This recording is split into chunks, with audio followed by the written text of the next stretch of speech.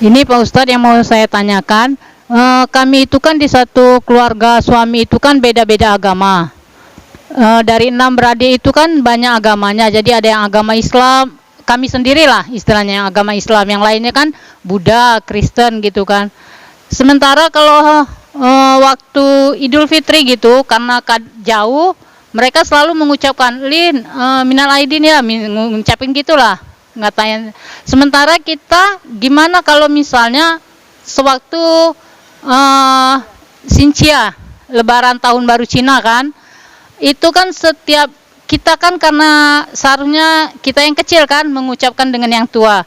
Cuma karena rasanya kurang etis, saya tidak mengucapkan gitu Pak Ustadz. Tapi terbalik mertua yang nelpon, maksudnya Lin Konghi gitu ya. Jadi mana anak-anak, kita kan nggak mungkin bilang sama anak-anak tidak mengucapkan dengan neneknya ya. Jadi ayo bilang ke Popo, bilang ke Kungkung, Konghi. Jadi anak-anak tuh pada ikut semua gitu Pak Ustadz. Jadi sewaktu yang Kristen kayak sekarang Natalan gitu kan, ya terpaksa kalau saya cuma melewatkan WA gitu tanpa telepon gitu kan, sedangkan mereka biasanya telepon. Itu gimana Pak Ustadz hukumnya? Karena kan kita nggak ada niat gimana, cuma sekedar silaturahmi maksudnya gitu. Cuma kadang-kadang dari orang kawan-kawan gitu kan, kok masih ngucapin gitu, padahal kita kan rasa kekeluargaan gitu nah Pak Ustadz. Jadi gimana, niat kita tuh nggak ada sama sekali misalnya buat cuma sekedar silaturahmi aja gitu. Nah gimana hukumnya Pak Ustadz? Sini saya nanya Pak, kan Pak memang pas hari Natal ini Pak. Jadi hari Natal ini Pak, memang kita ada mengucapkan Natal, kita datang ke tempat dia Pak. Kenapa kita datang Pak? Sedangkan dia kalau pas Lebaran kita, anak beranak semuanya datang kepada kita. Pas waktu kita datang, ada pernah sekali, besoknya terpaksa datang. Kenapa kamu tidak datang ke tempat kami katanya? Kalau kami semuanya anak beranak datang ke tempat kamu Lebaran, jadi boleh Pak datang ke tempat dia tuh Pak. Jadi di situ sering sulit bagi saya Pak mau datang. Beda kadang ngatakan bisa berbohong, ngatakan sakit Pak, disuruh saja anak-anak cucu-cucu yang lain Pak. Karena dengan dia tuh walaupun agamanya beda dengan kita Pak, memang kena orangnya baik, kita cuma saling menghormati. Bagaimana kalau datang ke sana Pak? Terima kasih Pak. Ya Bu, karena untuk nambah wawasan saya juga. Ulang tahun apa itu, tahun baru Cina, Gongsi Pak Cai itu ya, Gongsi Pak Cai, betul ya? Itu tahun baru kan, nggak ada hubungannya dengan akidah. Tahun Muharram. Oh,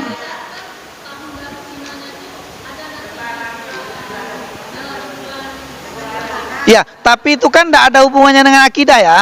Itu cuman menghadapi tahun baru, dalam arti tahun baru Cina yang baru.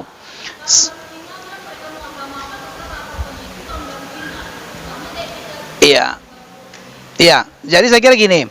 Pokoknya Ibu pilah saja. Mana yang kaitannya dengan akidah, mana yang tidak ada kaitannya dengan akidah. Yang tadi tahun baru Islam menurut saya itu tidak ada kaitannya dengan akidah. Saya kalau ngucapin gosip pacai, karena saya anggap itu tahun baru kok. Karena tidak ada kaitannya dengan akidah. Tapi kalau Natalan tadi itu ada akidahnya main di situ. Kan menganggap. Kalau saya ngiyoi berarti ionian. Kan gitu persoalannya. Nah, karena ini Ibu adalah masalah keluarga. Karena keluarganya banyak macam agamanya. Maka yang paling penting dilakukan sama dengan pertanyaan Ibu adalah silaturahim. Pernyataan itu ditahan. Maksudnya ngerti Bu? Nggak usah ngucapin selamat Natal begini, datang saja ke rumahnya untuk menyambung silaturahim, tapi tidak usah berbunyi ya, karena kita tidak usah, pokoknya kita datang aja, makanlah kuenya tadi, makanlah makanannya tadi, jika mau makan itu halal. Kalau disediakannya babi goreng aja nih makan, ya kan? Nah maka saya bilang, kalau misalnya kita ragu, ini makan ayam nih Bu ya. Ini ada ajaran dari Yusuf Qardawi, ahli fikih yang ada di Mesir itu mengatakan gini. Kalau kau makan ayam, ayam itu kan halal. Tapi kita nggak tahu dia motongnya pakai bismillah atau pakai, nggak tahu kita bacanya. Maka kata Yusuf Qaradawi, begitu kita nak gigit baca Bismillahirrahmanirrahim, itulah ucapan ketika motongnya. Boleh, boleh. Karena itu Yusuf Qaradawi ngajarin gitu. Jadi fatwa dari Yusuf Qaradawi, bacalah bismillah ketika motongnya itu. Ketika kita menggigit itu, niatkan adalah baca asma Allah. Tujuan orang motong ayam pakai bismillah itu apa, Bu? Karena orang Arab dulu itu, kalau motong ayam itu bukan bismillah dibacanya, bismillah ta'uzamanat gitu. Dengan nyebut nama dewa-dewanya. Makanya orang kadang-kadang ada yang dewanya sebut dewanya waktu motong tuh, maka menjadi tidak halal bagi kita. Kenapa? Maka ketika kita makan itu kita baca bismillah, poho ayam itu menjadi halal bagi kita. Yang sayapnya belum dibaca, ya halal. Ambil lagi sayapnya, bismillah lagi. Niatkan seperti itu. Itu yang jalan untuk menghadapi. Daripada tidak dimakan kan sayang. Ya.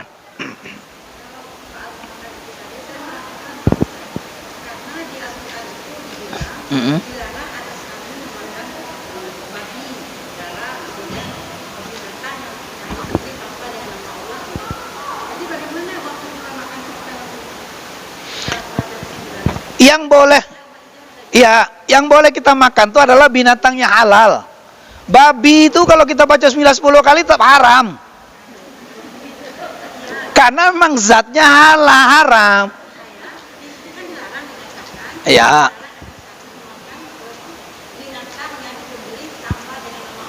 Iya, betul.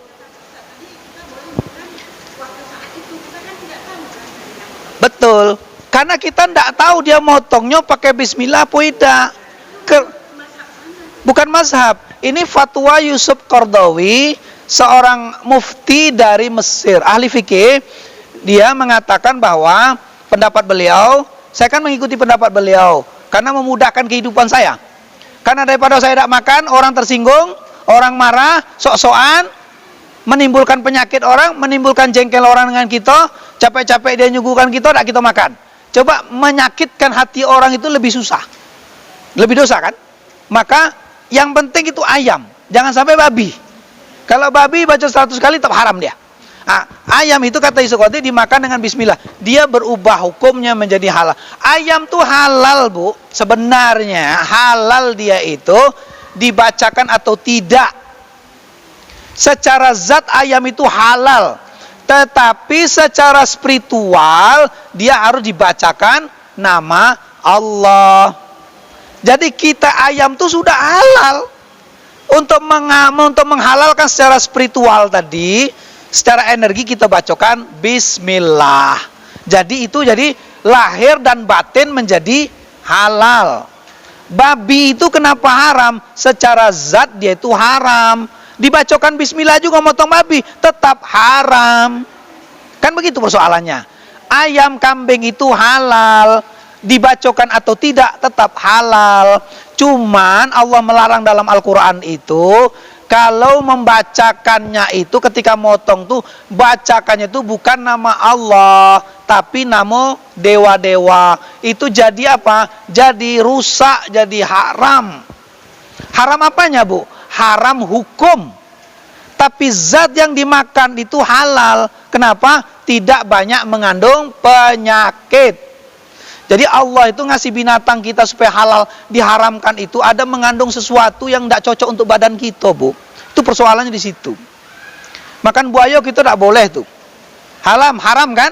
Kenapa buaya tidak boleh? Bukan persoalan dua alam, asam aminonya tinggi. Asam amino yang tinggi itu tidak cocok untuk tubuh kita. Babi kenapa haram? Kenapa haram? Bukan soal penyakit.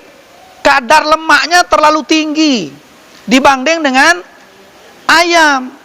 Jadi Allah tuh ngasih makan kepada kita tuh yang cocok untuk tubuh kita.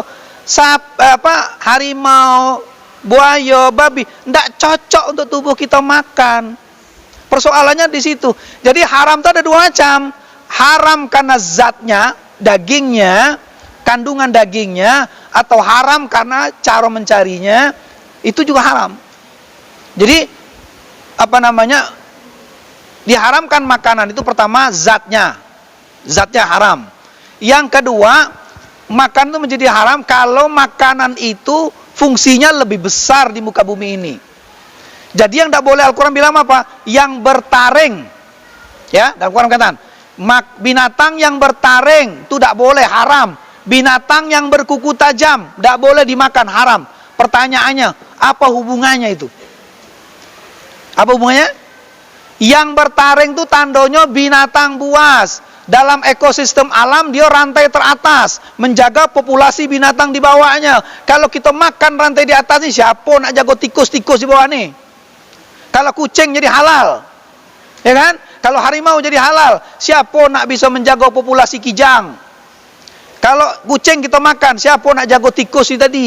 Kalau ular kita makan, siapa nak jaga yang lain-lain lagi?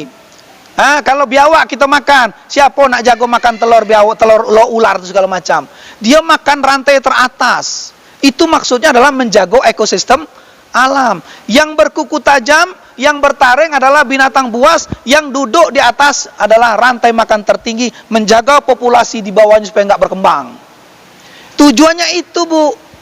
Bukan. Dan lagi yang kedua, zat yang dikandung binatang itu tidak cocok untuk tubuh kita. Anjing tidak cocok dimakan, darahnya panas, tidak bertinju kayaknya. Dagingnya tidak cocok untuk tubuh kita. Sapi itu cocok, lembut untuk tubuh kita, dan itu sesuai dengan badan kita, maka dihalalkan. Allah itu mengharamkan sesuatu itu pasti merusak tubuh kita. Satu, kedua merusak alam. Jadi binatang yang merusak tubuh kita dan merusak alam, hukumnya haram. Nah, sekarang ayam itu kukunya tajam. Oh tajam Pak, tapi dia tidak buas. Kucing itu haram. Kenapa? Bertaring. Dia jago tikus-tikus supaya nggak merajalela di rumah kita. Kan? Dengan begitu kita aman. Jadi elang, boleh makan elang? Tidak boleh, dia buas itu. Dia menjaga populasi. Gak usah dimakan. Binatang-binatang yang dilindungi sekarang ini jangan dimakan. Cukup makan kambing aja lah, sama sapi, ayam. Udah, jangan makan yang lain lagi. Jadi itu persoalannya ya Bu. Jadi makanan itu menjadi halal. Saya pertanyaan itu belum selesai jawab tadi ya. Yang tadi pertanyaan yang mana tadi itu? Bu Linda tadi ya? Apa tadi pertanyaan saya sampai mana tadi itu? Oh, masalah silaturahim tadi ya. Sama dengan pertanyaan Ibu tadi. Kalau Ibu banyak agama dalam rumah itu, kalau itu kaitannya tidak ada dengan akidah, Ibu ucapkan saja. Gongsi Pak Cai sebut. Tapi kalau Natal tak usah. Tapi kalau silaturahim jalankan aja. Tapi jangan berucap ya Bu. Selamat hari Natal ya. Pas lah itu Isa juga cocok lah. Jadi janganlah sampai gitu-gitu. Diam saja. Sudah. Kita duduk di situ, makanannya makanlah. Kalau disediakan makan halal, makanlah halal. Kalau kita tidak yakin nih bacanya pakai apa tadi, bacalah Bismillahirrahmanirrahim, mudah-mudahan halal. Innamal a'malu binniyat. Kalau niat Ibu soleh baik, Allah akan balas itu. Niatnya baik. Nah, nyambung lagi.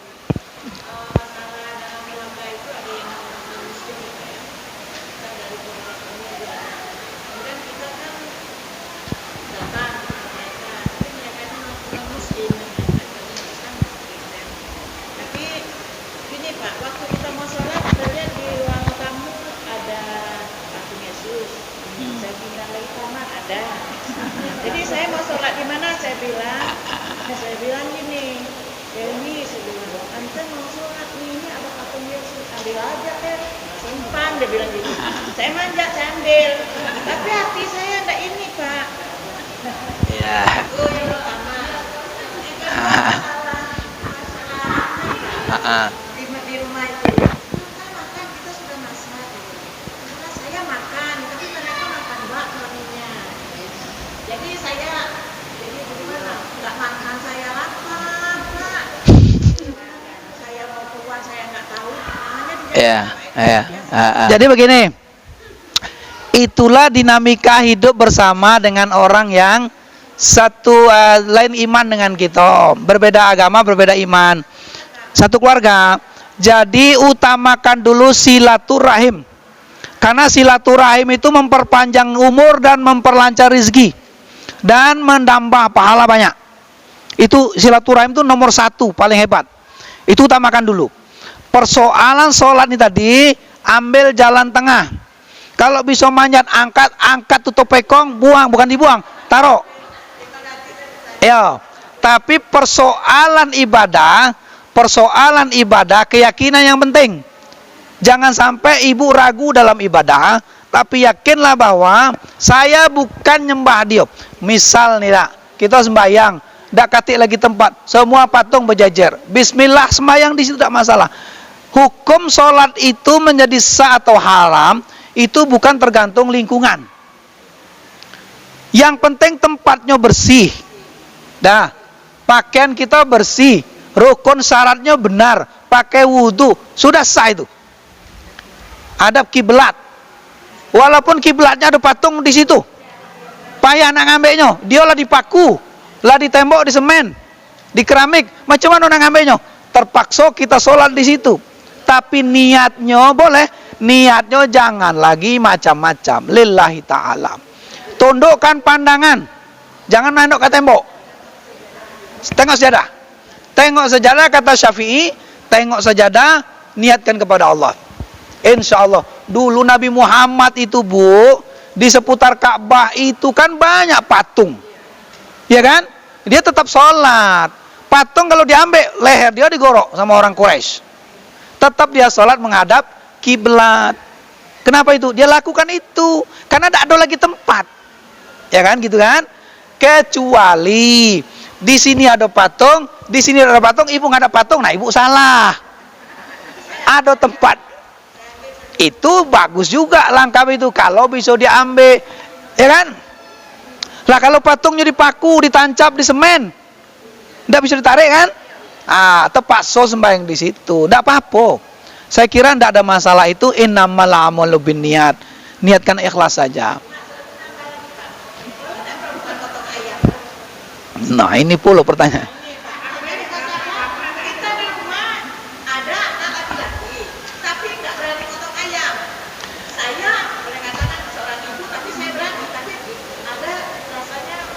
Sekarang pertanyaannya, boleh tak perempuan motong ayam? Ada kan? Sebenarnya perempuan tak boleh motong ayam itu bukan urusan hukum di situ, urusan kekejaman.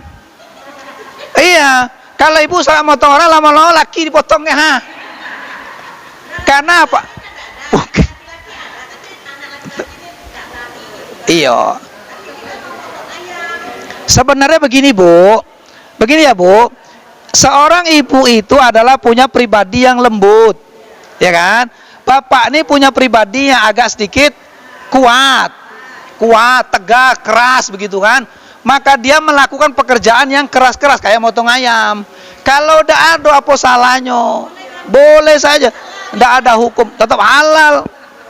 Tetap halal karena tidak ada hukum melekat di situ, ya. Itu logikanya begitu kira-kira. Jadi kenapa perempuan tidak boleh itu? Karena itu persoalan kekerasan terhadap binatang. Kira-kira begitu.